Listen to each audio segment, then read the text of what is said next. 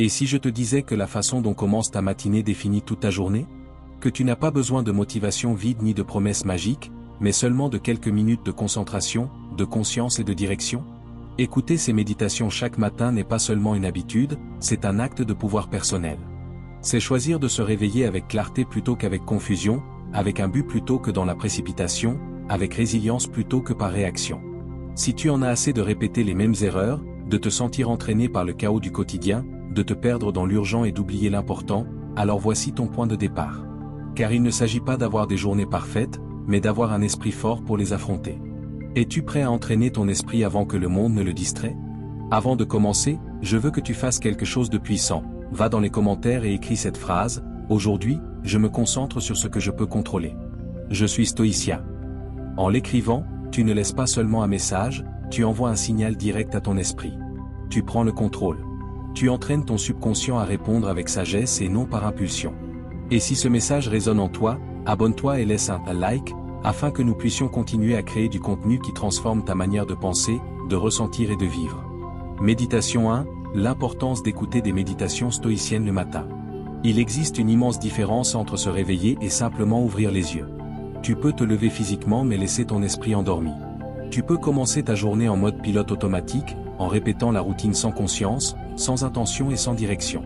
Et c'est là le piège le plus courant, vivre sans s'en rendre compte. C'est pourquoi commencer ta matinée avec des méditations stoïciennes n'est pas une pratique de plus, c'est une déclaration. C'est choisir de débuter ta journée dans la sagesse, le contrôle et la clarté.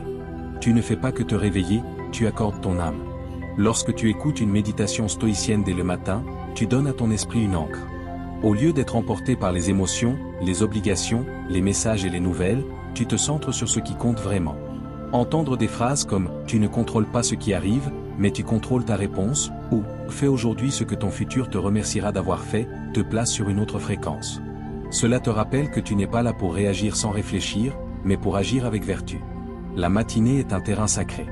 C'est le moment où l'esprit est le plus réceptif, le plus malléable. Juste après le réveil, le cerveau opère dans un état où le subconscient est ouvert, où ce que tu entends s'imprime plus profondément.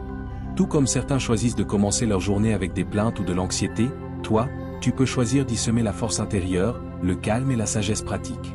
Et avec le temps, cela transforme ton caractère. Tu n'as pas besoin d'un silence absolu ni d'une position de méditation parfaite.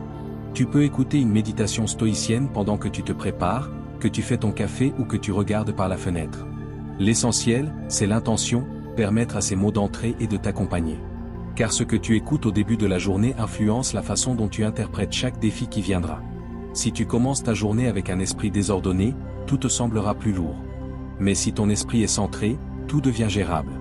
Une méditation stoïcienne n'est pas seulement un exercice de réflexion, c'est un outil pour mieux vivre.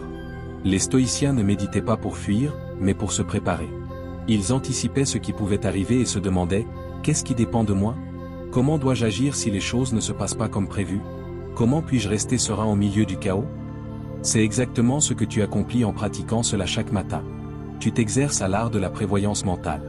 Tu cultives la vertu de la tempérance.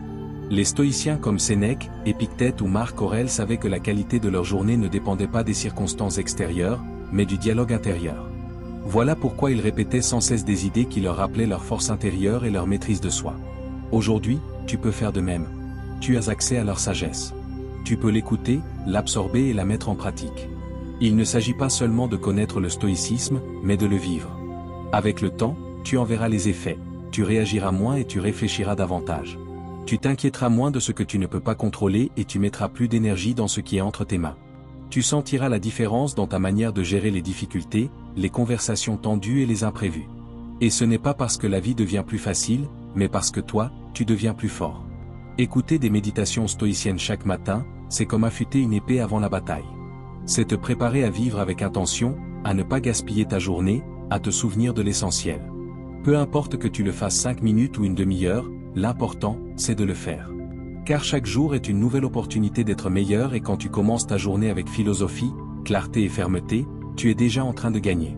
Alors demain, avant d'allumer les réseaux sociaux, avant de vérifier tes mails, offre-toi ce moment, écoute une méditation qui te connecte à ton centre.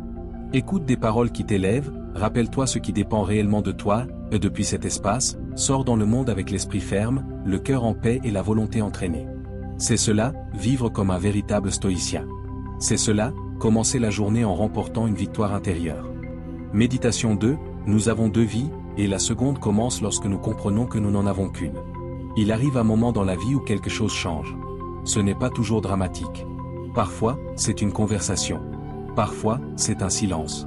Parfois, ce n'est qu'une simple phrase qui t'atteint au milieu de ta routine et qui te laisse sans voix. Nous avons deux vies, et la seconde commence lorsque nous comprenons que nous n'en avons qu'une. Alors, une étincelle s'allume. Parce que tu comprends enfin que la vie n'est pas une répétition, qu'il n'y a pas de général, qu'elle ne se rejoue pas. C'est maintenant ou jamais.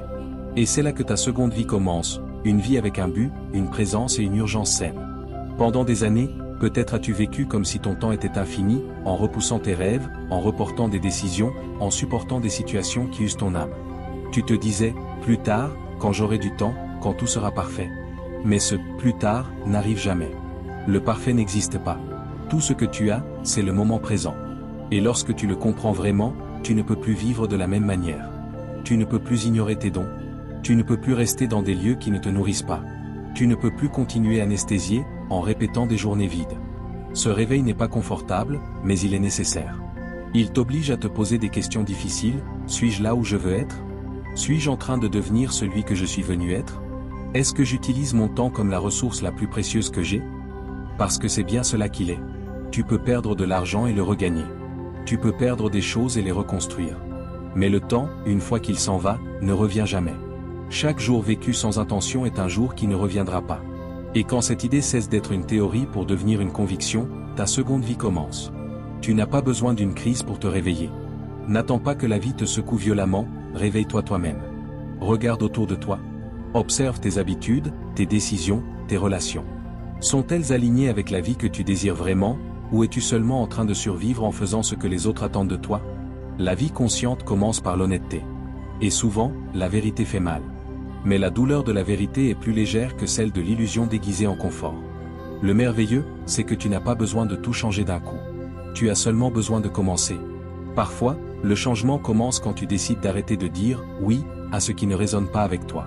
Parfois, il commence quand tu oses faire une petite chose qui t'approche de ton but, prendre une décision que tu évitais, exprimer ce que tu ressens, demander de l'aide. L'essentiel est d'agir comme si chaque jour était un cadeau. Parce qu'il l'est. Et quand tu sais qu'une chose est finie, tu la protèges davantage, tu la valorises plus et tu la vis avec plus d'intensité. Et voici la partie la plus puissante. Quand tu commences à vivre comme si ton temps était limité, tu ne te déprimes pas.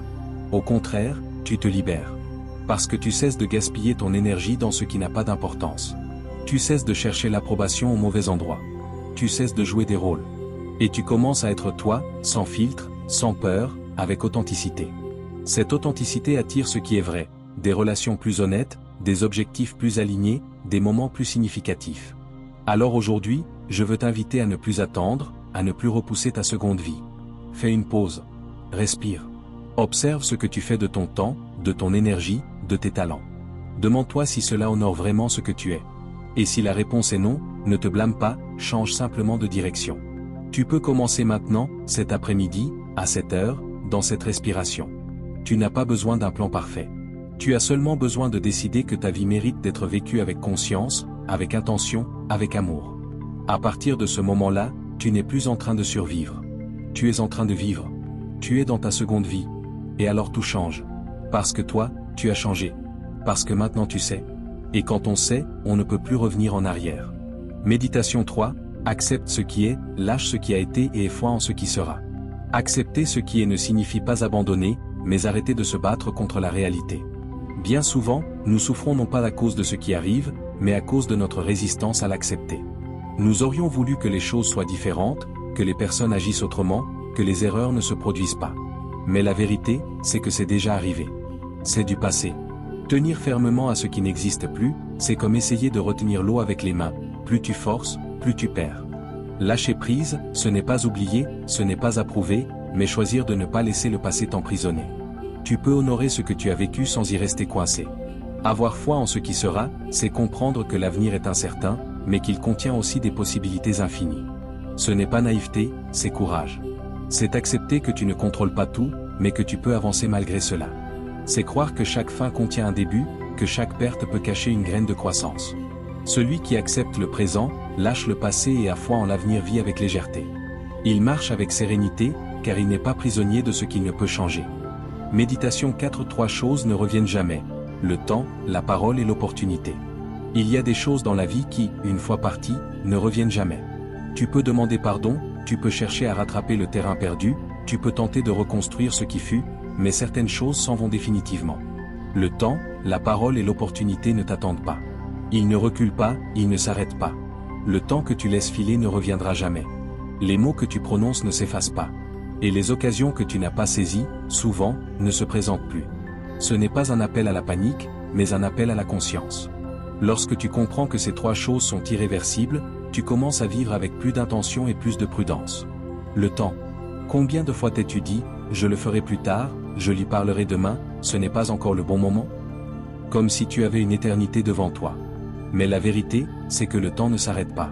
Chaque minute qui passe est une minute de moins, pas une minute de plus. Il ne s'agit pas de vivre dans la précipitation, mais de vivre dans la présence.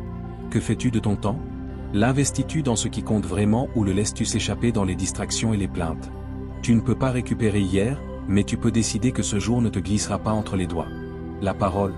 Les mots ont un poids immense. Nous parlons parfois sans réfléchir, dans la colère, l'orgueil ou l'impulsion. Mais une fois sortis de ta bouche, ces mots ne t'appartiennent plus, ils vont droit au cœur de l'autre. Là, ils peuvent guérir ou blesser. Tu peux t'excuser, mais tu ne peux pas effacer le mal causé. C'est pourquoi il faut veiller à ce que tu dises. Avant de parler, demande-toi, est-ce que cela construit ou détruit?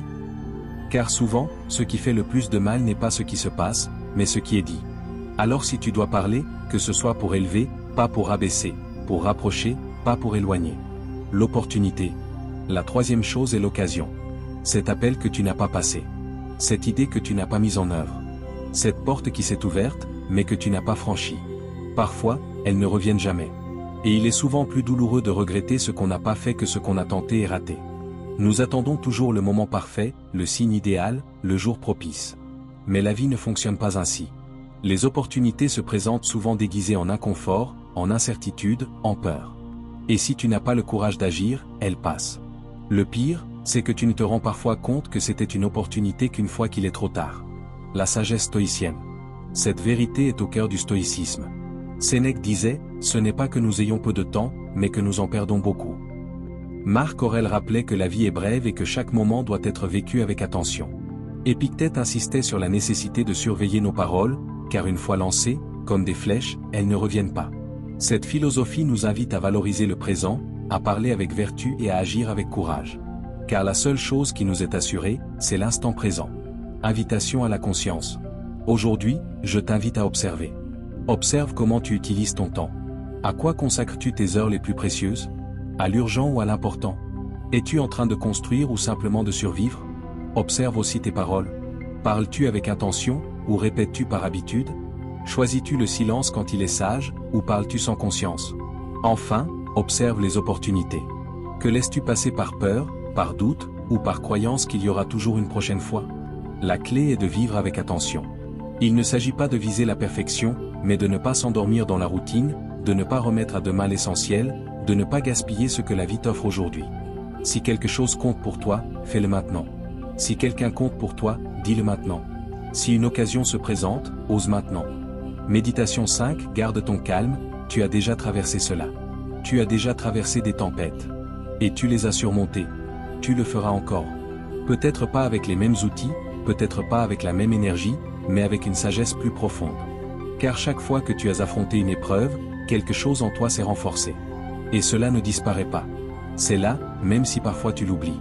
Même si la peur tente de te convaincre que cette fois-ci est différente, que cette fois-ci tu ne pourras pas y arriver. Mais tu le peux. Car ce n'est pas la première fois que tu tombes, et ce ne sera pas la première fois que tu te relèveras. La mémoire de ta force. L'esprit a tendance à exagérer le présent, à amplifier le problème et à minimiser ta force. Au milieu de la difficulté, tout semble s'écrouler. Mais si tu fais une pause, si tu respires profondément, si tu regardes en arrière, tu verras que tu as déjà connu des endroits sombres. Tu verras que tu t'es déjà senti brisé. Tu verras que tu as déjà cru que tu n'y arriverais pas. Et pourtant, tu es encore là, plus fort, plus sage, plus toi. Quand le présent devient écrasant, rappelle-toi tes petites victoires. Ce jour où tu as choisi d'avancer alors que tout te disait d'abandonner. Ce jour où tu as décidé de faire confiance, même avec la peur. Ce jour où tu as réussi à apaiser ton esprit au milieu du chaos. Ces moments sont la preuve que tu possèdes déjà ce dont tu as besoin. Tu ne fais pas semblant d'être fort, tu as bâti ta force, jour après jour, cicatrice après cicatrice. La véritable origine du calme. La sérénité ne vient pas de l'extérieur. Ce n'est pas quelque chose qu'on t'accorde. C'est un choix, une posture intérieure. C'est le résultat de la compréhension que ce qui se passe autour de toi n'a pas le pouvoir de te détruire, à moins que tu ne le lui donnes. Garder son calme ne signifie pas ne rien ressentir. Cela signifie refuser de céder à la panique. Cela signifie ne pas prendre de décisions dictées par le désespoir, mais respirer, réfléchir, puis agir. Quand tu te rappelles que tu as déjà surmonté l'impossible, tu retrouves ton pouvoir. Tu n'as pas besoin de savoir comment tu résoudras tout. Tu as seulement besoin de faire confiance. Pas à pas, tu trouveras la sortie. La patience stoïcienne. Parfois, il ne s'agit pas de force. Il s'agit de patience, d'endurance, de tenir encore un peu, de ne pas abandonner aujourd'hui.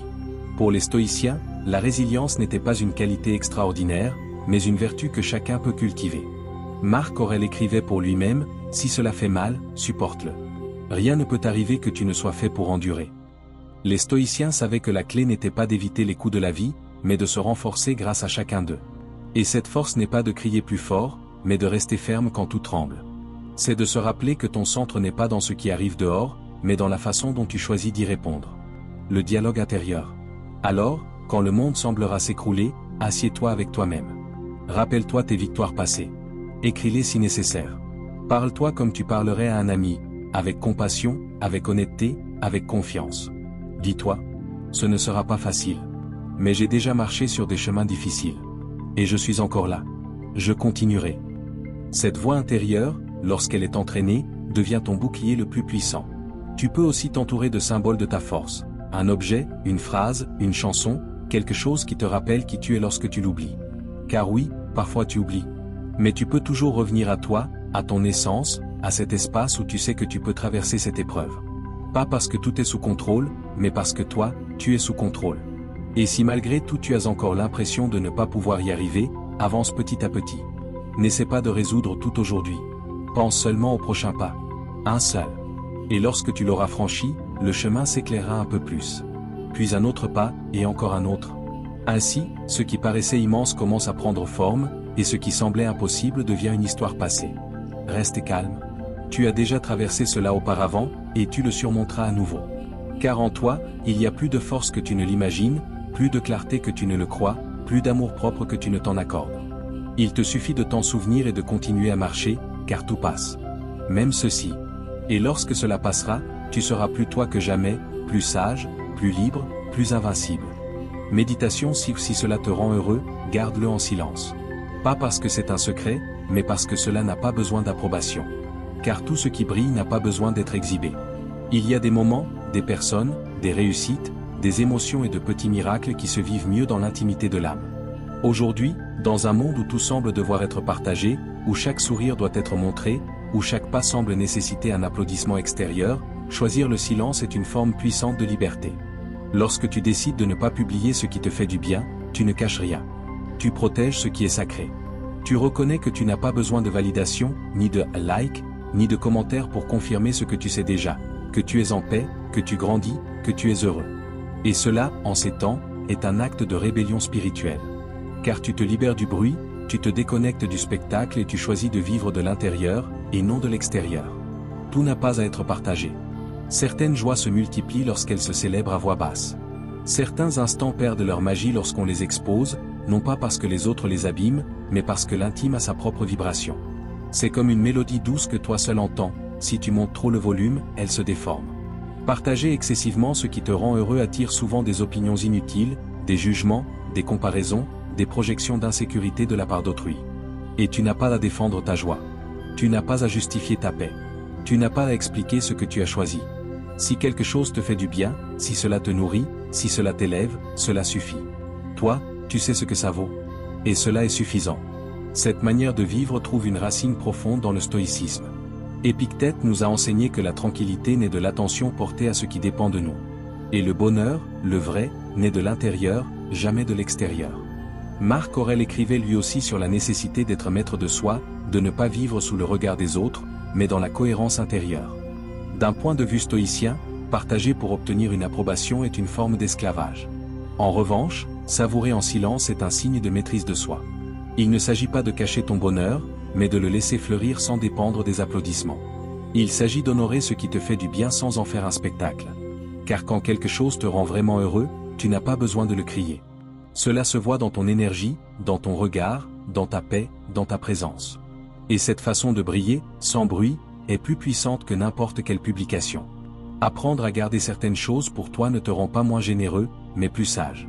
Cela signifie que tu choisis la qualité plutôt que la quantité. Cela signifie que tu valorises la profondeur plutôt que la superficialité. Et cela transforme ta manière de vivre, car tu commences à avoir une vie plus tienne, plus consciente, plus libre du jugement extérieur. Pratiquer cela est simple, mais demande du courage, car tu vas à contre-courant. La prochaine fois que quelque chose te rend heureux, un objectif atteint, un moment spécial, une relation naissante, un changement intérieur, respire, ressens-le, remercie. Et reste là. Ne cours pas le dire, ne l'expose pas comme une vitrine. Observe-le grandir en silence, comme une fleur qui n'a pas besoin de témoins pour être belle. Avec le temps, vivre ainsi te donne quelque chose que peu de personnes possèdent, de la légèreté. Car tu n'as pas à porter les attentes des autres. Tu n'exposes pas ce qui est encore en construction. Tu ne permets pas au bruit du monde d'étouffer la voix de ton âme. Et cela, mon ami, est une forme de paix qui ne s'achète pas et ne se mesure pas. Si quelque chose te rend heureux, garde-le en silence. Non par peur, mais par respect. Non par honte, mais par sagesse.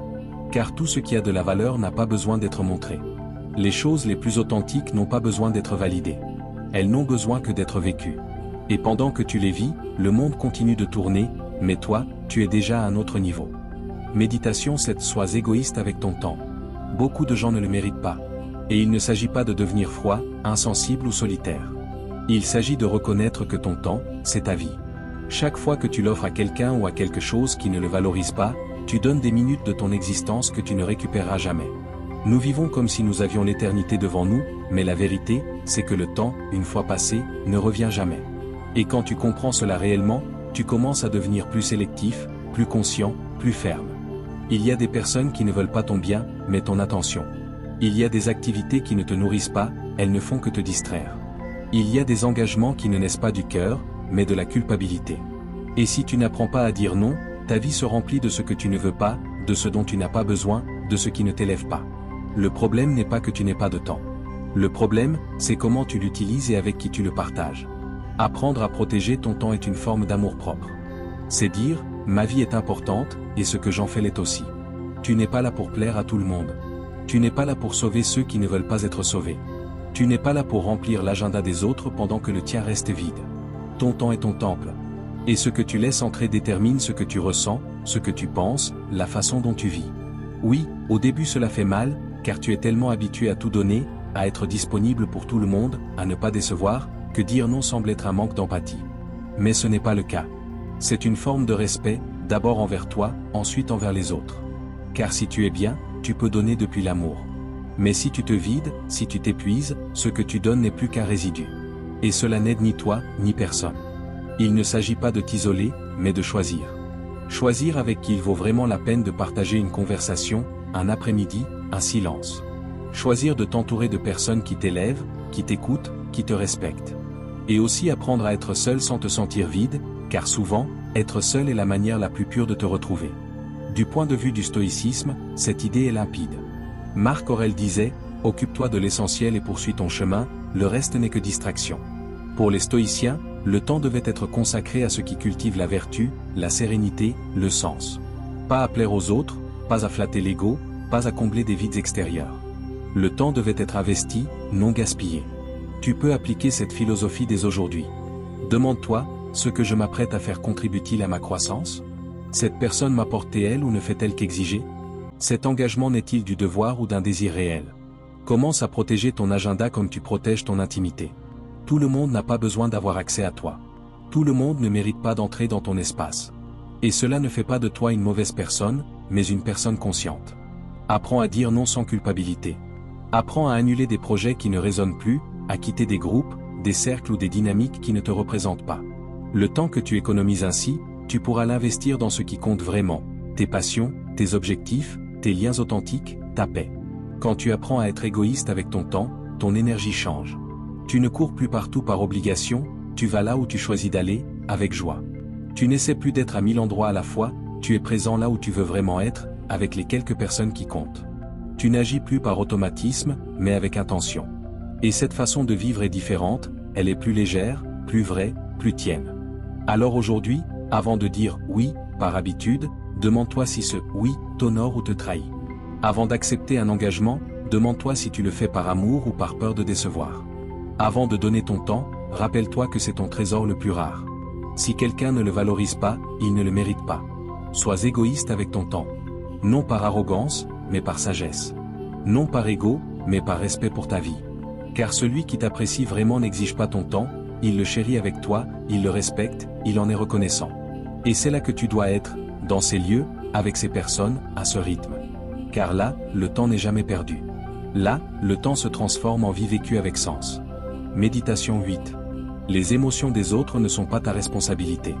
Tu peux être présent pour quelqu'un, écouter, accompagner, mais tu ne peux pas porter ce qui ne t'appartient pas.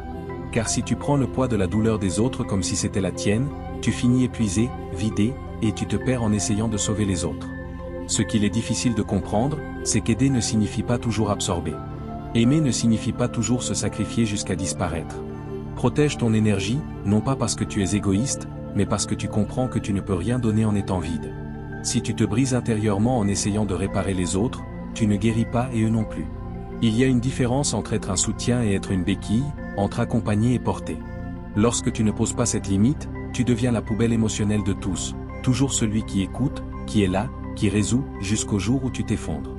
Être compatissant ne veut pas dire être responsable des émotions des autres. Tu peux être présent sans t'impliquer, écouter sans absorber, comprendre sans justifier et aimer sans te perdre.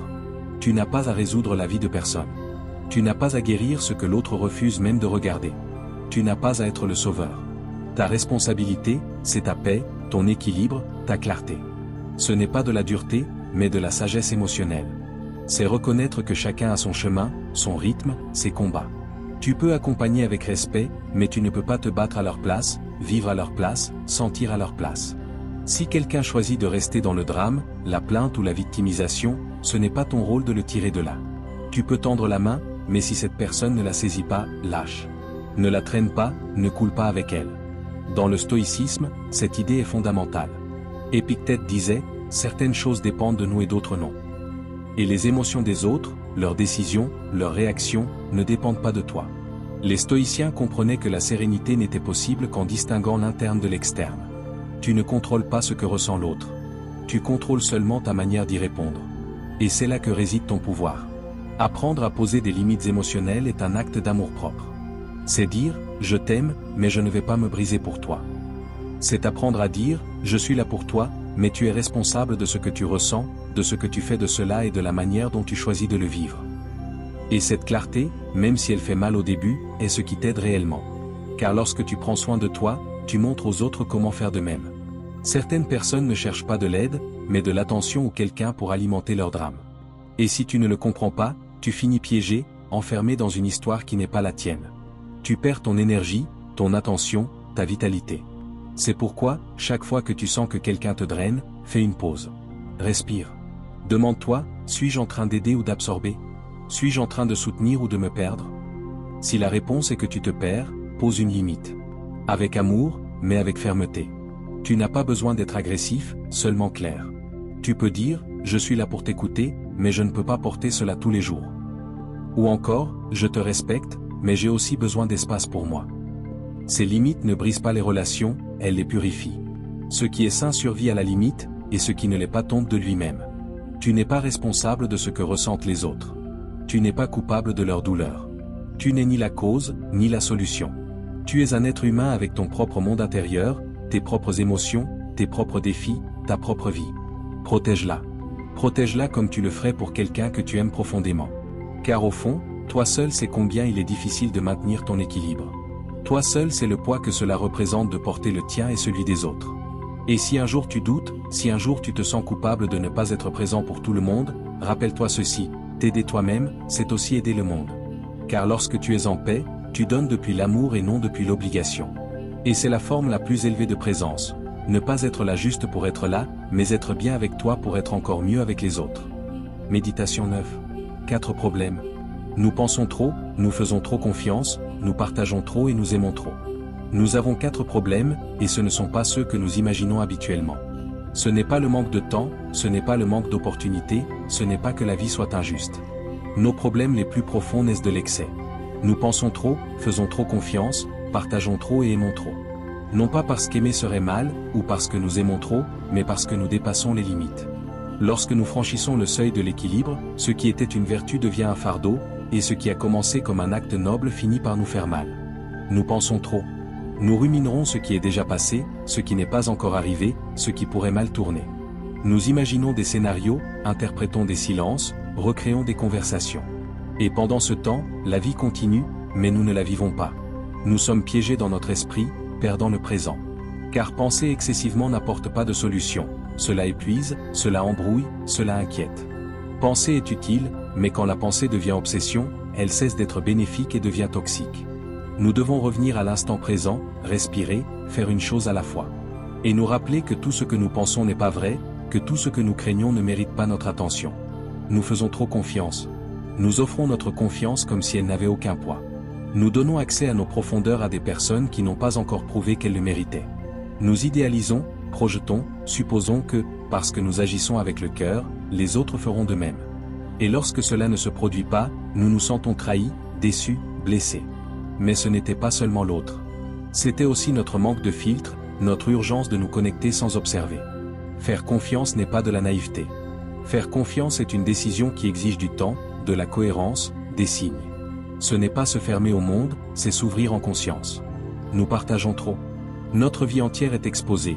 Opinions, réussites, douleurs, rêves, blessures. Tout est publié, commenté, montré.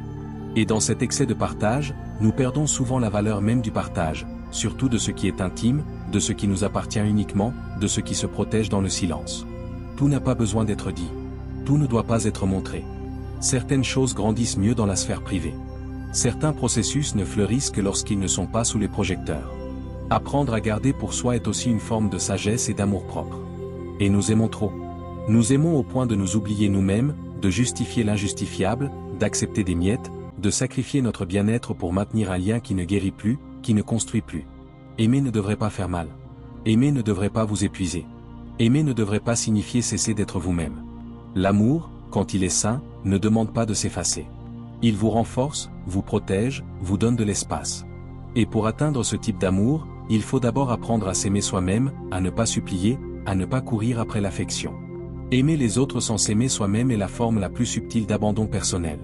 Le stoïcisme nous parle constamment d'équilibre, d'éviter les extrêmes, de vivre avec mesure. Marc Aurèle disait que nous devions agir avec justice, accepter avec sérénité et parler avec vérité. Cette sérénité naît de la modération, de l'absence d'excès. Les stoïciens ne proposaient pas la répression, mais la modération. Ce n'était pas éteindre l'amour, la confiance ou la pensée, mais les guider, les utiliser avec sagesse. Car lorsque l'émotion gouverne, la raison se perd.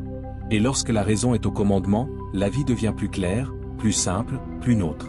Ainsi, si vous ressentez que penser trop vous fait souffrir, que vous faites confiance sans filtre, que vous partagez sans pause et que vous aimez sans limite, ce n'est peut-être pas que vous faites mal. Vous avez simplement besoin d'équilibre. Commencez par vous observer. Quelles pensées pouvez-vous relâcher? À qui donnez-vous plus d'accès que ce qu'il mérite? Quelle partie de votre vie devez-vous protéger? Où donnez-vous plus que ce que vous recevez? Et à partir de cette observation, commencez à choisir différemment. Choisissez de penser moins et d'agir davantage. Choisis de faire confiance sur des bases solides, et non par besoin. Choisis de partager avec intention, et non par impulsion. Choisis d'aimer sans te perdre, sans te vider, sans mendier. Parce que lorsque l'amour commence par toi, tout le reste s'organise. Tout s'aligne. Nous avons 4 problèmes, oui, mais nous avons aussi la capacité de les transformer, de convertir l'excès en harmonie, de vivre plus léger, plus conscient, plus centré. Il ne s'agit pas de cesser de ressentir, mais de ressentir sans se briser. Il s'agit de vivre avec le cœur. Vivre avec le cœur ouvert et les pieds bien ancrés sur la terre. Aimer, mais sans s'oublier soi-même. Méditation 10, l'échec n'est qu'une opportunité de recommencer de manière plus intelligente. L'échec n'est pas la fin, même si parfois il en a l'air. Parfois, il se ressent comme une défaite définitive, comme une preuve que tu n'es pas suffisant, comme un signal pour abandonner. Mais ce n'est qu'une interprétation, ce que nous appelons aujourd'hui la vie. En réalité, c'est une pause, une correction, une opportunité qui ne se révèle telle qu'avec le temps. Échouer ne signifie pas que tu as perdu. Cela signifie que tu as la possibilité de recommencer, cette fois avec plus de sagesse, plus de concentration et plus de clarté. Chaque fois que quelque chose ne se passe pas comme prévu, tu as deux options, te plaindre ou apprendre. Tu peux tomber dans l'auto-apitoiement, rester coincé à répéter l'erreur dans ton esprit, ou tu peux faire une pause, observer, prendre note et grandir. Parce que l'échec n'enseigne pas depuis le confort, il enseigne depuis la douleur. Et si tu es prêt à regarder ce qui a échoué sans te juger, tu découvriras quelque chose de puissant. L'erreur t'a donné des informations, elle n'était pas une perte, mais une leçon. Regarde en arrière, rappelle-toi ces moments où tout semblait s'effondrer. Et maintenant? N'était-il pas nécessaire pour être là où tu es aujourd'hui? Ne t'ont-ils pas appris des choses que tu n'aurais jamais apprises autrement? Oui, cela a fait mal. Mais cela t'a aussi formé. Cela t'a rendu plus fort, plus conscient, plus humain. Parfois, il faut perdre pour se recentrer.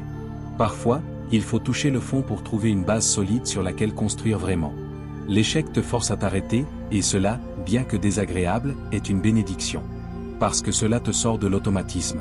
Cela t'oblige à te demander, qu'ai-je fait? Que puis-je faire de différent? Quelle partie de moi a besoin de grandir? Et si tu te poses ces questions avec humilité, tu trouveras des réponses transformatrices. Échouer n'est pas la même chose que faillir en tant que personne. Échouer dans une tentative ne te définit pas, cela signifie seulement que cette tentative n'était pas la bonne. Mais toi, tu continues, et si tu le comprends, tu es déjà en train de recommencer. L'échec n'est pas une punition, c'est une partie du processus. Épictète disait que nous ne devons pas chercher à ce que les choses se passent comme nous voulons, mais vouloir qu'elles se passent comme elles se passent. Autrement dit, accepter le résultat comme un maître. Marc Aurèle écrivait que chaque obstacle sur le chemin devient le chemin. Et cela inclut l'échec. Pour les stoïciens, il n'y a pas d'événement bon ou mauvais. Tout dépend de la manière dont tu les utilises. Et si tu utilises l'échec pour évoluer, alors ce n'est plus une chute, mais une nouvelle base. La clé réside dans l'attitude. Cela te freine ou te propulse. Cela te noie ou te transforme. Cela te brise ou te reconstruit. Tout dépend de la manière dont tu décides de l'interpréter. Peu importe combien de fois tu échoues. Ce qui compte, c'est combien de fois tu es prêt à réessayer avec plus de sagesse. Et cette sagesse est celle qui te guidera. Tu n'arrives que si tu es prêt à écouter ce que l'échec est venu t'enseigner. À partir d'aujourd'hui, change ton approche. Ne crains pas l'échec. Crains les zones de confort qui ne te font pas grandir. Crains les journées identiques qui ne défient pas tes limites. Crains les excuses qui t'éloignent de ton véritable potentiel. Parce qu'échouer dans une tentative fait partie du voyage, mais ne jamais essayer est la véritable défaite. Commencez à voir l'échec dans votre vie. L'échec comme une carte. Chaque fois que quelque chose ne fonctionne pas, notez-le, révisez, corrigez, ajustez et repartez dans le monde, cette fois avec une stratégie plus affinée, avec une vision plus claire. Parce que maintenant vous savez ce qui ne fonctionne pas. Et cela représente déjà un pas vers ce qui fonctionnera. Personne qui ait accompli quelque chose de grand ne l'a fait sans échouer d'abord. Personne n'a construit une vie pleine de sens sans trébucher, sans douter, sans tomber. Mais la différence réside dans celui qui décide de se relever. Et vous pouvez être cette personne. Vous n'avez pas besoin de le faire parfaitement, vous avez juste besoin de le faire mieux qu'hier. Alors, la prochaine fois que quelque chose tourne mal, ne le voyez pas comme une fin. Voyez-le comme le point de départ d'une nouvelle version de vous-même. Une version qui ne répète plus les mêmes erreurs, qui ne s'auto-sabote plus, qui ne fuit plus. Une version qui comprend que l'échec n'est pas l'opposé du succès. C'est une étape sur le chemin vers un futur qui vous y mène. Méditation 11. Obsessionnez-vous à devenir la meilleure version de vous-même. Que cela soit votre priorité. Que chaque jour soit marqué par une seule question, que puis-je faire aujourd'hui pour me rapprocher un peu plus de cette version de moi que je mérite d'être? Je ne parle pas de perfection. Je parle de transformation. Je parle de se construire avec intention, de cesser de vivre en pilote automatique et de commencer à prendre des décisions qui vous élèvent. Parce que oui, vous pouvez rester celui que vous êtes, ou vous pouvez devenir celui que vous êtes destiné à être. Mais vous ne pouvez pas être les deux. Devenir la meilleure version de soi-même n'est pas un résultat, c'est un processus. C'est un engagement quotidien. C'est un pacte avec vous-même où vous décidez de laisser derrière vous les plaintes faciles, les distractions constantes, la médiocrité confortable, et où vous choisissez de vous exiger davantage. Polissez-vous. Relevez-vous. Affrontez vos ombres. Prenez soin de votre énergie. Nettoyez vos pensées. Agissez même lorsque la motivation fait défaut. Parce que vous savez que personne ne viendra vous construire depuis l'extérieur. C'est votre responsabilité. Et lorsque vous l'acceptez, le jeu change. Ne vous obsessionnez pas sur ce que font les autres. Ne cherchez pas à prouver quoi que ce soit à quiconque. Obsessionnez-vous sur vous-même, sur votre discipline, sur l'amélioration de votre mentalité, sur le fait d'avoir une routine qui vous donne de la vie, qui vous défie. Entourez-vous de personnes qui vous poussent à grandir. Lisez, apprenez, pratiquez, lâchez ce qui ne vous sert plus. Faites du développement personnel votre standard, pas votre option. Il y aura des jours où vous n'aurez pas envie. Des jours où rien ne semblera changer. Des jours où vous voudrez revenir à la facilité, au connu, à ce qui n'exige pas beaucoup. Mais c'est précisément dans ces jours-là que cela compte le plus. Parce que c'est là que le caractère se forge. Là que la vraie force se construit. Quand vous faites ce que vous avez dit que vous feriez, même lorsque vous n'en avez pas envie, c'est là que vous cessez d'être un rêveur de plus et que vous devenez un véritable constructeur. Ne cherchez pas de résultats immédiats. Ne cherchez pas de gratification instantanée. Ce chemin est plus lent, oui, mais aussi plus profond, plus durable, plus authentique. Parce que vous ne changez pas à l'extérieur, vous vous transformez à l'intérieur. Vous nettoyez votre esprit, vous renforcez votre âme, vous dominez votre corps. Et avec le temps, cela se voit, se ressent et se reflète. Dans le stoïcisme, cette idée repose sur un fondement clair. Le plus haut devoir de l'être humain est de se perfectionner. Sénèque disait, tant que tu vis, continue à apprendre à vivre. Peu importe l'âge, l'étape ou la circonstance, il y a toujours une meilleure version de vous-même qui attend d'être atteinte. Mais vous n'y arriverez pas seul. Vous y arriverez lorsque vous la chercherez avec discipline, intention et humilité. Établissez des objectifs, non pas pour vous sentir plus important, mais pour avoir une direction. Ne vivez pas sans but. Celui qui ne sait pas où il va se perdra sur n'importe quel chemin. Définissez qui vous voulez être dans chaque domaine de votre vie. Votre santé, votre caractère, vos relations, vos habitudes, votre but. Et chaque jour, faites quelque chose qui vous en rapproche. Faites-le.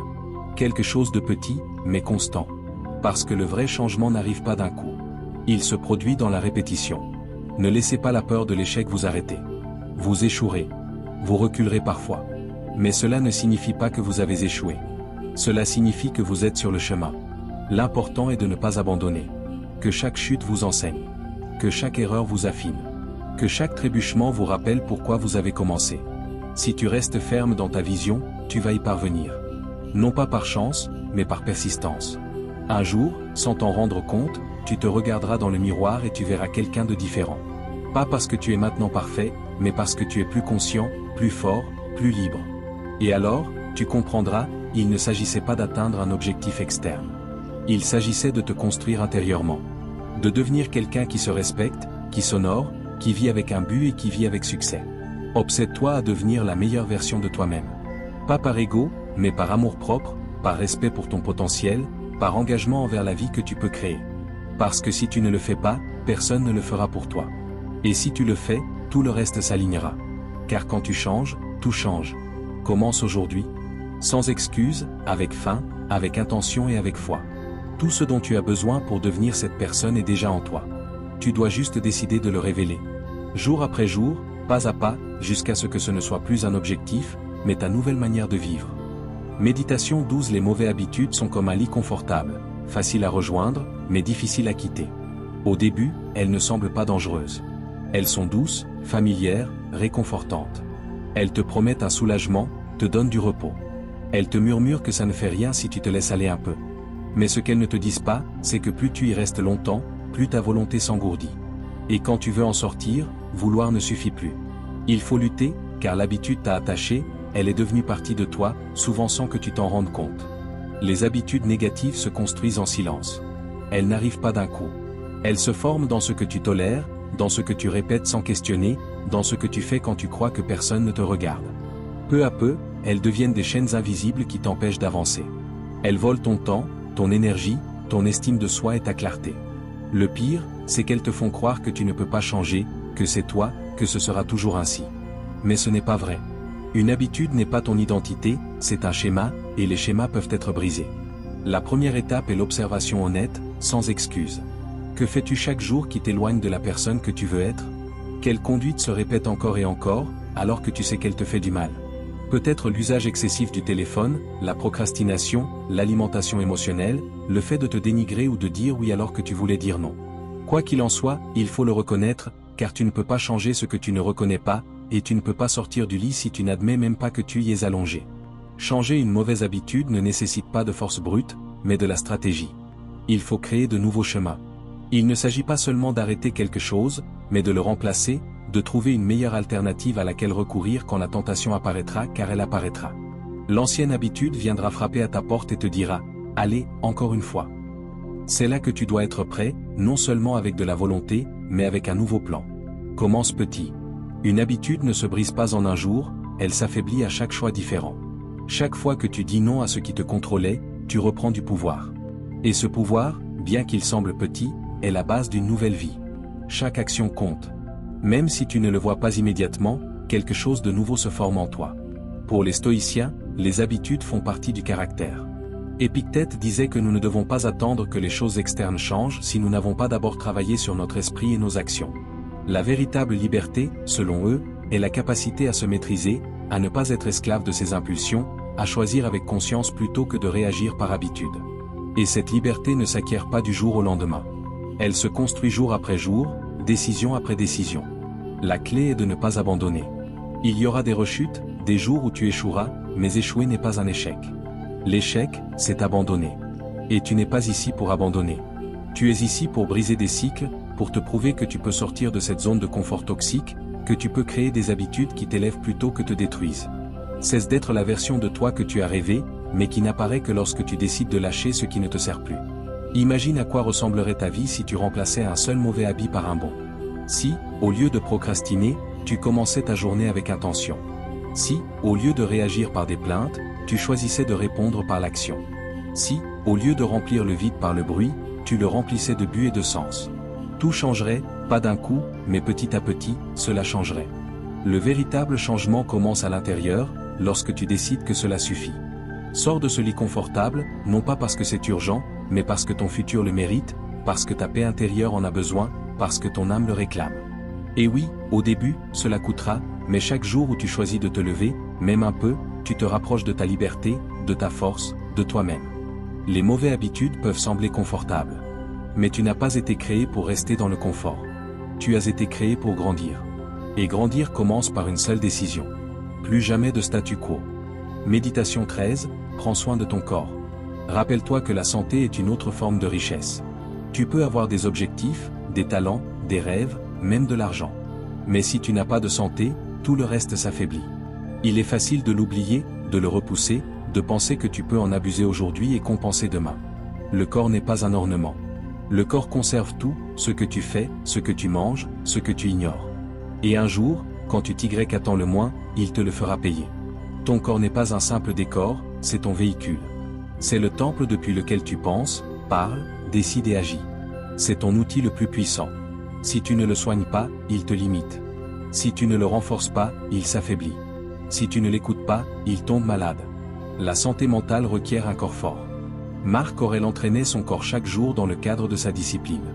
Les stoïciens comprenaient que, pour avoir la maîtrise de soi, il faut aussi avoir le contrôle de son corps. La force mentale et la force physique sont plus liées qu'il n'y paraît. Il ne s'agit pas d'être parfait, mais d'être constant. De bien choisir la majorité du temps. D'écouter ce que ton corps te demande. Parfois il demandera du mouvement, parfois du repos, parfois du silence. Mais si tu es attentif, tu sauras quoi faire. Le corps parle toujours, le problème est que nous ne l'écoutons pas toujours. Fais-toi une promesse, ne change pas tout d'un coup, ne suis pas une routine extrême. Promets-toi de te respecter un peu plus. De prendre soin de toi comme tu prendrais soin de quelqu'un que tu aimes profondément. De donner à ton corps ce dont il a besoin, et non ce que la précipitation ou les désirs passagers exigent. Ton corps n'oublie pas. Chaque décision s'additionne, pour le meilleur ou pour le pire. Et un jour, lorsque tu regarderas en arrière, tu réaliseras que prendre soin de ta santé fut l'une des décisions les plus importantes que tu aies prises. Parce que cela t'a donné plus d'années, plus d'énergie, plus de capacité à profiter de tout le reste. Pendant que tous couraient derrière l'extérieur, toi tu cultivais ton véritable patrimoine, ton bien-être. Et lorsque tu l'as, cela change tout. Prends soin de ton corps. C'est ton premier foyer, ta base, ta responsabilité.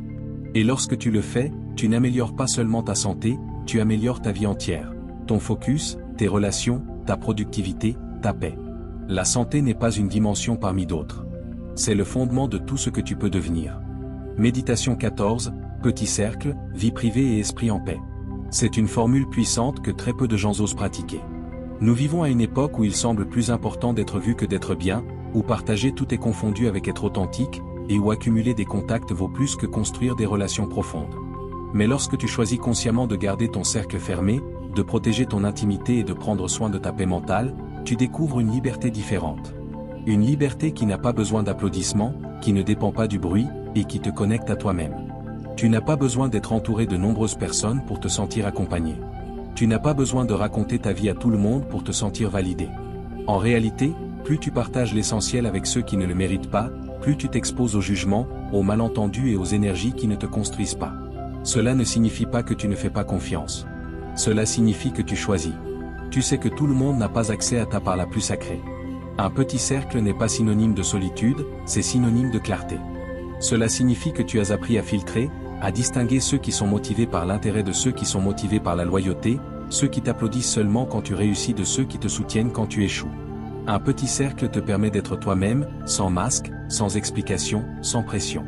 Tu peux parler sans peur, rester en silence sans te sentir jugé, tomber et savoir que tu ne seras pas enregistré mais relevé. Et cela a une valeur inestimable. Parce que lorsque ton cercle est sain, ton esprit l'est aussi. Tu cesses de t'inquiéter de plaire, de correspondre ou d'être suffisant. Tu te concentres sur ce qui est réel. Et ce qui est réel ne nécessite rien d'autre que ton attention, ta présence et ton authenticité. Avoir une vie privée n'est pas se cacher, c'est se protéger. C'est comprendre que tout n'a pas besoin d'être raconté, que certaines choses se vivent mieux dans le silence. La vie privée est un pouvoir, car elle te permet d'évoluer sans pressions externes.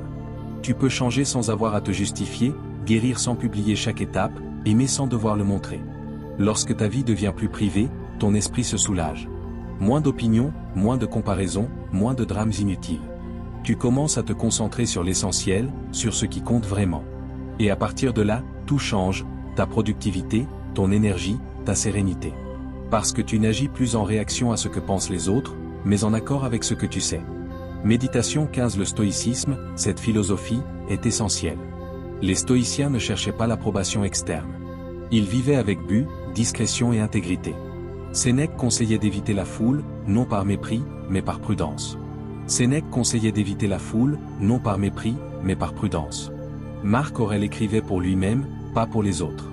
Parce qu'il savait que la grandeur personnelle naît dans l'intimité de l'âme, et non dans l'exposition publique. Cela inclut les personnes que nous laissons entrer dans notre vie. Si aujourd'hui tu te sens submergé par le bruit, par les opinions des autres, par la nécessité constante de partager, peut-être que ce dont tu as vraiment besoin n'est pas plus de connexion, mais plus de sélection. Peut-être dois-tu réduire ton cercle, enlever l'excès, conserver ce qui est solide, pas ce qui est populaire. La paix ne vient pas du fait de tout avoir. Elle vient de savoir quoi conserver et quoi lâcher. Commence par observer qui est réellement là pour toi, avec qui tu peux être vulnérable, qui t'écoute sans te juger, qui célèbre ta croissance sans compétition, qui t'apporte la paix plutôt que le drame. Ce sont ces personnes qui méritent d'être proches. Les autres peuvent rester à l'écart.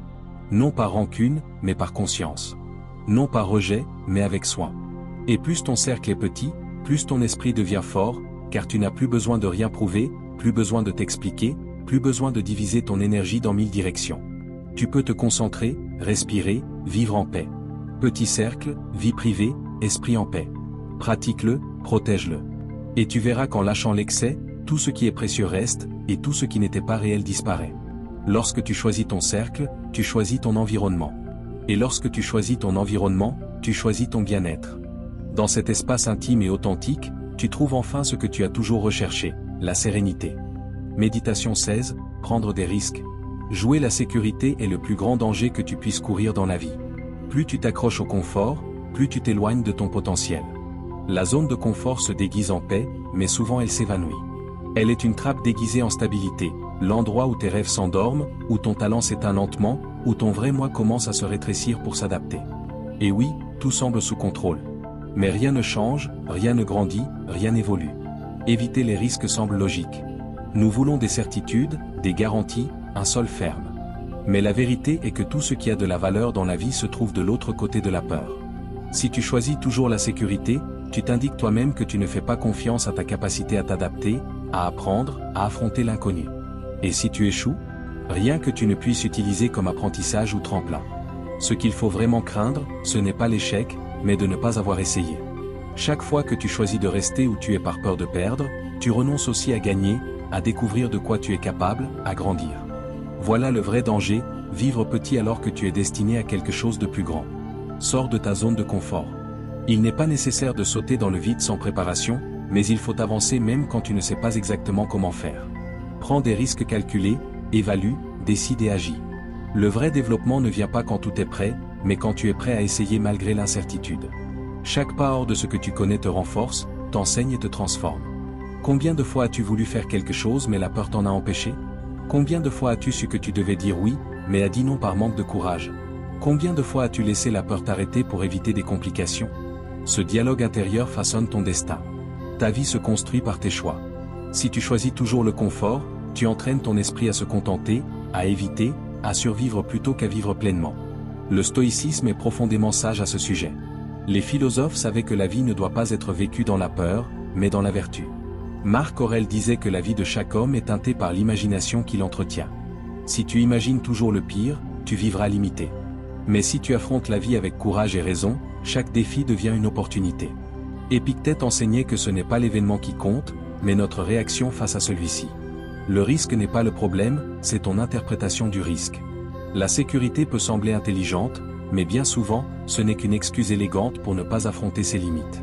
La sécurité totale n'existe pas, même dans la stabilité, il peut y avoir perte. Même dans le planifié, il peut y avoir chaos. Alors pourquoi ne pas prendre un risque pour quelque chose qui en vaut vraiment la peine? Pourquoi ne pas miser sur une vie qui te fait avancer? Une vie où, en regardant en arrière, tu peux dire « j'avais peur, mais je l'ai fait quand même ». Applique-le dès aujourd'hui. Fais ce pas, envoie ce message, passe cet appel, présente ce projet, entame ce changement, même si tu ne sais pas comment cela va se passer. Chaque acte de courage te fait grandir. Même si le résultat n'est pas celui attendu, tu obtiens quelque chose de plus précieux. Courage, confiance, expérience. Et cela te transforme et te prépare pour ce qui vient. Tu n'es pas venu ici pour jouer la sécurité. Tu es venu pour grandir, apprendre, créer et faire la différence. Cela n'est possible que si tu bouges, si tu prends des risques, si tu agis. Alors la prochaine fois que tu ressens la peur, ne la vois pas comme un signal pour t'arrêter, mais comme un signal que tu es exactement là où commence le changement. Jouer la sécurité est le plus grand danger. Sans risque, tu ne peux rien accomplir. Sans saut, il n'y a pas de vol. Sans courage, il n'y a pas de transformation. Tu n'es pas né pour rester là où tu es, mais pour découvrir jusqu'où tu peux aller. Si tu es arrivé jusqu'ici, cela en dit déjà beaucoup sur toi. Cela montre ton engagement envers ton changement, ton développement et ton esprit. Maintenant, ferme ce moment comme nous l'avons commencé. Va dans les commentaires et partage-le. Ton esprit le mérite, ta vie en a besoin, et tu es prêt.